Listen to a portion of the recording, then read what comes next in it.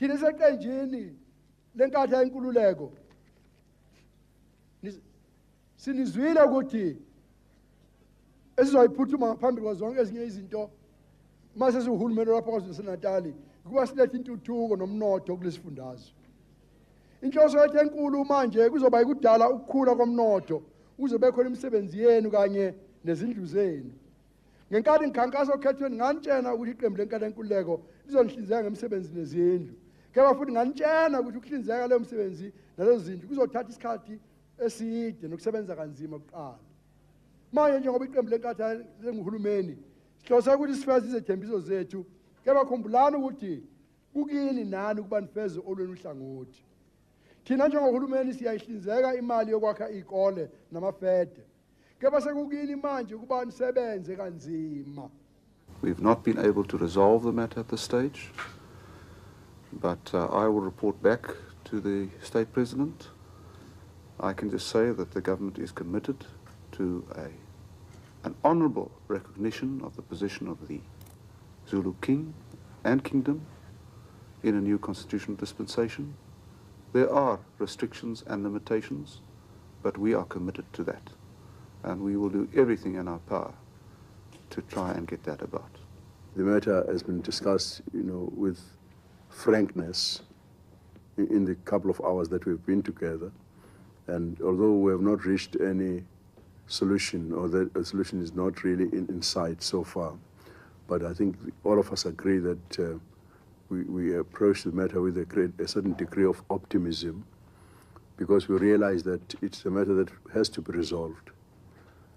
Speaking not as Prime Minister to His Majesty, but also as President of the IFP, I realize that what a quandary the matter presents me with, because in the first place, if the matter of the King is not resolved, even if all the amendments now that we want made to the Constitution go through, if, as His Majesty stated to the President, that he will not recommend to his subjects, of which I'm one, that there should be participation in the elections, I think it compounds that problem, because even as President of the IFP, if, as far as the IFP is concerned, matters are resolved, but if the King's matter is not resolved, we'll still be in square one. So the matter is quite serious, actually, not just for us, but for the country as a whole. Do you think the ANC could be ready to make the right concessions to you? Why should they give concessions? We're talking about human values and human rights. Why should either myself or Mr. Mandela get concessions from anyone else? I don't expect concessions from Mr. Mandela, neither do I expect him to get concessions from me. Do you think you can find common ground? Well, that's why we're here. We're trying to find common ground. How important is this meeting today, you believe? Well, I think any meeting of this kind should be important, really, by virtue of the fact of the constituencies that both Mr. Mandela and myself have. After the election, and it's a very sensitive matter. I don't think that we should jeopardize the chance of a breakthrough by making any statement. Mr. Buthelezi, could you tell me what new ideas have emerged as a result of today's meeting of the leaders of the homelands? I wouldn't say that any new ideas have emerged, but I can only say that we've been strengthened in our resolve, in looking at the problems of South Africa as South Africans, rather than as fragmented parts of South Africa as the government proposed to do. Because the issues that were discussed today were not new issues to us. And in fact, as we stated today, if the government had listened to us, the situation that is engulfing the country today would not have arisen. Do you think perhaps that the recent riots in South Africa have given blacks a greater sense of unity within South Africa? I think they have. In fact, the only thing that I regret is that, of course, as you can expect, there has also emerged what I call bandwagon politicians, some people who have tried to establish themselves on the crest of the wave of this, the trouble that has taken place in the Rift towns. So that we regret that insofar as it fragments, forces for liberation. Do you think the West has a very important role to play in helping South Africa achieve a resolution through discussion, not through violence, not through riot? I believe that the West has a very great responsibility because, in the first place, this country sees itself, that is white South Africa, they see themselves as part of the West. But at the same time, the West, of course, through mass media, in Europe and America, has always been supportive, of the situation in which black people find themselves. But they've never backed this with any concrete action in form of support, for instance. For instance, the liberation movements of South Africa that are in exile, like the African National Congress and the Pan-Africanist Congress, are only supported by Russia and China because the West has never supported them except in words only. You've been criticized by blacks both inside and outside South Africa for working within the system. Who are they in South Africa? I don't remember who has criticized me there. Well, perhaps I'm wrong about that, but you have been criticized by various people for working within the South African system. It shows abysmal ignorance. It shows abysmal ignorance of what we face as blacks in South Africa. And I've seen this abysmal ignorance in many parts, not so much in the leadership of these countries I visited, but as far as the people are concerned, they are completely ignorant of what we face in South Africa. Now this this insinuates that there are options. There are no options at all in this policy. This policy is actually pushed down our throats, holus bolus, willy-nilly. We have to comply with it willy-nilly because we cannot abandon our people. We've got to be where our people are. Because there's no question of choice. The people who peddle this kind of argument against me must tell me exactly what must I do. Must I abandon my people and come out here and be a refugee here? I prefer to make the challenges there without criticizing those who have left, because I know why they left. But at the same time, I don't think they're going to suggest that I must abandon my people and run out of the country, because there's nothing else I can do except to suffer with my people where they are and to serve them day to day and to alleviate, in however more smaller measure, their sufferings from day to day. This I regard as my moral duty. And I think that it is not actually the people outside of South Africa in these countries, people like Mr. Gora Ibrahim, for instance, the Asian refugee in Dar es Salaam, who are going to judge me. I think that it is the black people in South Africa themselves who have a right to judge me. And if you follow the events in South Africa, black people, be they colored, Indian or African, have full confidence in me. So that, therefore, it seems to me all political leaders, be they the president of Kenya, be they the president of Tanzania, or president of Zambia, their power flows from the support they get from their constituents.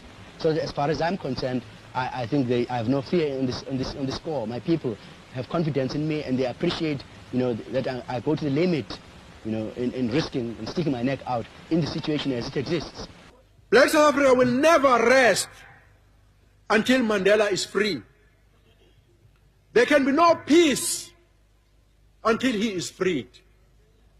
The politics of negotiation will not get off the ground until he has been released. I have decided to appoint the Minister of Home Affairs, Chief Mangosuthu Buthelezi, as the acting president of the country in our absence.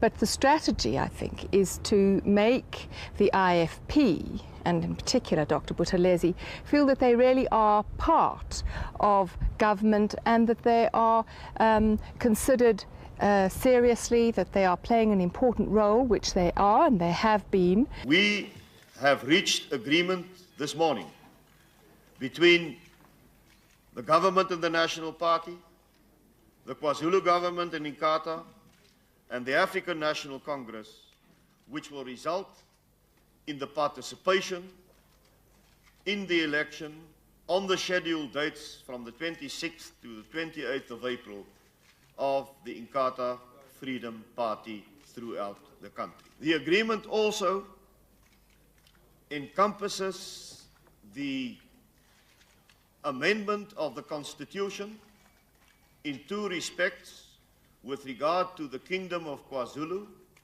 and Parliament will be called together in all probability on Monday to consider those amendments. The agreement further entails that there will be a mediation process after the election.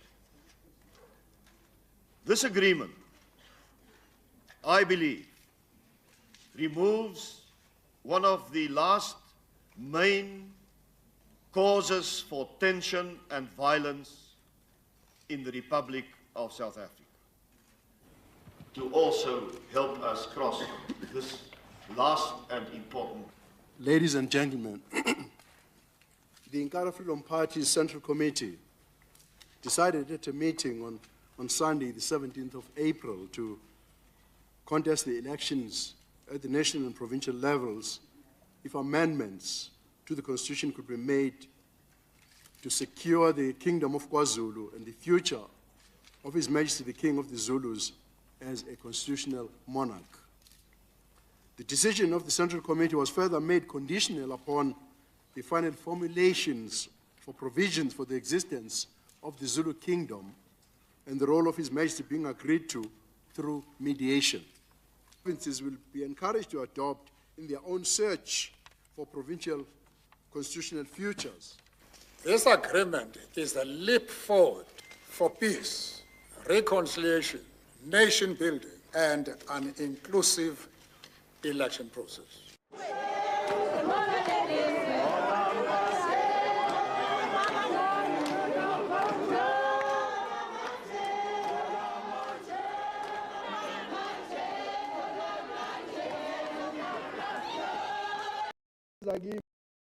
Ramaphosa